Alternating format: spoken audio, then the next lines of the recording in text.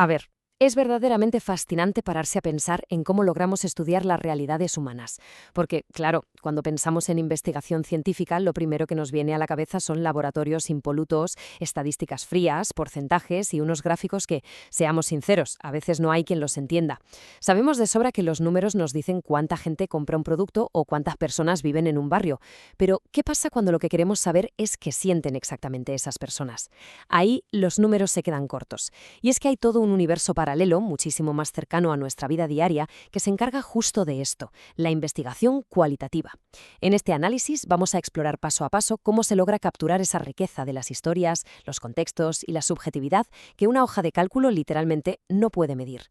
Es un recorrido para entender mejor el mundo y, de paso, a nosotros mismos. Bueno, para hacer este aprendizaje lo más ágil posible, este es nuestro mapa de ruta. Veremos qué es el diseño cualitativo, pasaremos por las fases de la investigación, las metodologías principales, las técnicas de recogida de datos, cómo se analiza todo eso y cerraremos con una comparación y unas conclusiones finales. Empezamos con la sección 1. ¿Qué es exactamente el diseño cualitativo? Vale, vamos a meter las manos en la masa. Para entender esto bien, usemos una metáfora que es supervisual. Imaginemos un bosque inmenso. El enfoque cuantitativo es como sobrevolar ese bosque en un avión. Vemos la forma general, contamos cuántos kilómetros cuadrados tiene y calculamos el volumen de madera. Es lo que llamamos un enfoque nomotético, que busca la norma general. Pero el enfoque cualitativo es otra historia completamente distinta. Es aterrizar, caminar por el sendero, tocar la corteza de los árboles, oler el musgo, es entender el ecosistema de cerca. Busca lo ideográfico, es decir, esa perspectiva individual y única. Mientras que el avión cuenta cuántos árboles hay, el caminante describe qué se siente al estar ahí abajo. Uno transforma el mundo en números, el otro se sumerge de lleno en las palabras y en la realidad subjetiva, sin intentar meterla en una caja matemática. Y si nos fijamos en la estructura general de estos diseños, descubrimos algo genial. Son profundamente humanos y orgánicos. Aquí no hay una receta rígida e inflexible desde el minuto uno. ¿Por qué? Pues porque si un investigador entra en una comunidad con un guión súper estricto, se carga por completo la espontaneidad humana. El diseño tiene que ser participativo, flexible, una especie de traje a medida que se va adaptando a las sorpresas del entorno y a la persona que tenemos enfrente. Pasamos a la sección 2. Fases de la investigación. Una vez que tenemos clara la idea base, hay que ver cómo se aterriza esto en la práctica. Las 6 fases que propuso la investigadora Janice Morse en 1999 rompen totalmente con esa imagen del científico en el laboratorio siguiendo pasos cuadriculados. En lo cualitativo, el orden no es estrictamente cronológico, es súper dinámico. Es más parecido a pintar un cuadro. A veces avanzas con los detalles, luego te das cuenta de que tienes que retocar el fondo y vuelves atrás. El investigador está continuamente ajustando el enfoque sobre la marcha según lo que le va pidiendo la realidad. Desglosemos estas fases rápidamente. Todo arranca con una reflexión inicial, una chispa, una pregunta. Luego vamos a la planificación. Y aquí, ojo a este concepto porque es clave. La triangulación. Pensemos en esto como cuando pedimos una segunda opinión médica. Usamos varias técnicas o fuentes para asegurarnos de que no nos estamos engañando, lo que le da total validez al estudio. Después llega la entrada al campo, que se mezcla casi a la vez con la recogida y análisis de datos. Pero el paso 5, la retirada, es fascinante. El investigador tiene que saber exactamente cuándo irse. Si se queda demasiado tiempo, se acostumbra tanto al entorno que lo raro le empieza a parecer normal, y ahí adiós a la objetividad. Al final, claro, todo este trabajo se plasma en un informe detallado. Sección 3. Metodologías cualitativas principales.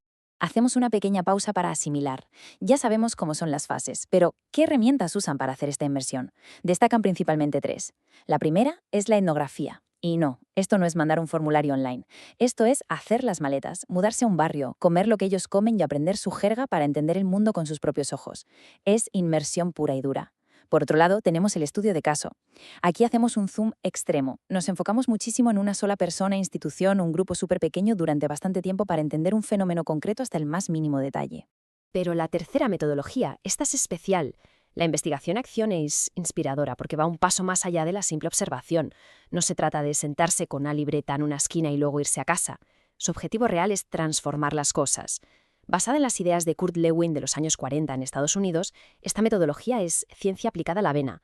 Busca coger un problema social, arremangarse, intervenir junto con la gente y mejorar la realidad mientras se investiga. Básicamente es empatía y acción social trabajando en equipo. Llegamos a la sección 4. Técnicas de recogida de datos. Ahora, bajando al barro, ¿Cómo sacamos esa información? Una técnica muy común es la observación participante. Pero pensemos en este escenario real por un momento. ¿Qué pasa si una investigadora intenta integrarse para analizar conductas agresivas en una cárcel solo de hombres? Pues que chocamos de frente con barreras sociales, roles y prejuicios. Lo más probable es que los presos no la vean como a uno más y cambien completamente su forma de actuar cuando ella esté delante. Esto nos deja una lección psicológica tremenda. El investigador nunca es invisible. Su sola presencia altera, inevitablemente, ese entorno que intenta observar de forma natural. Otra joya de la corona es la entrevista en profundidad. Olvidémonos del típico interrogatorio policial de preguntas cerradas. Esto es una charla informal súper flexible, diseñada para sacar a la luz verdades profundas. Y para esto hace falta muchísimo tacto, leer el lenguaje corporal, aguantar los silencios incómodos y saber escuchar. Se genera tanta complicidad que los investigadores suelen usar trucos geniales como la técnica del eco. Simplemente repiten las últimas palabras de la persona con un tono muy suave. Al hacer esto, el participante siente que le prestan toda la atención del mundo y casi sin darse cuenta, se abre y cuenta detalles súper íntimos. Es pura psicología conversacional. Y cuando queremos ver cómo interactúa la gente entre sí, montamos grupos. Pero hay que distinguir dos tipos. Por un lado, los grupos de discusión, o focus groups, que suelen juntar a entre 4 y 8 personas para debatir, con el investigador haciendo de árbitro. Pero hay otra técnica mucho menos conocida y potentísima, el grupo triangular. Un coordinador y exactamente 3 participantes. ¿Por qué 3? Pues porque en un grupo de 8 es facilísimo esconderse entre la multitud o callarse por presión social. Pero al ser solo 3, se crea una red de seguridad espectacular. Hay tanta intimidad que la gente baja sus defensas y se vuelve muchísimo más vulnerable y honesta al compartir sus ideas y experiencias. Vamos con la sección 5, el análisis de los datos. Bueno, demos un paso atrás. Tenemos cientos de páginas de notas, horas y horas de audios de entrevistas y sesiones enteras de grupos. ¿Qué hacemos con todo esto?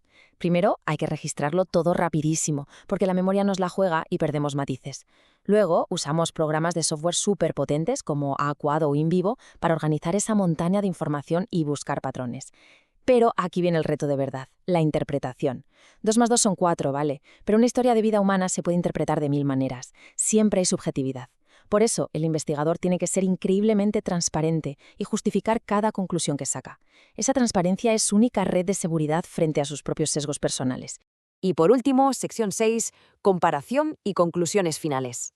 Entramos en la recta final. Después de ver las fases, la inmersión de la etnografía y la cercanía de las entrevistas, nos damos cuenta de algo súper importante. Lo cuantitativo y lo cualitativo no son rivales, son absolutamente complementarios. Lo cuantitativo convierte los hechos en estadísticas limpias, es el esqueleto, la estructura sólida de la realidad. Pero el diseño cualitativo, el cualitativo se acerca a esa realidad subjetiva sin intentar atraparla, le pone la carne, el músculo y el alma a los datos. Uno mide desde lejos, el otro se sienta a tu lado para entenderte. Para cerrar este recorrido, dejemos una idea flotando en el aire. Los datos cuantitativos, sin duda, nos cuentan qué está pasando. Nos dicen cuántos pacientes se recuperan o cuántos alumnos dejan los estudios. Pero si no aplicamos la investigación cualitativa, si no nos sentamos a escuchar el caos, la riqueza y la complejidad de las historias de esas personas, jamás vamos a entender el verdadero porqué detrás de esos números. Así que la próxima vez que veamos un titular con una estadística brutal en las noticias, hagámonos una pregunta. ¿Cuál es esa historia humana que los porcentajes simplemente no nos están contando?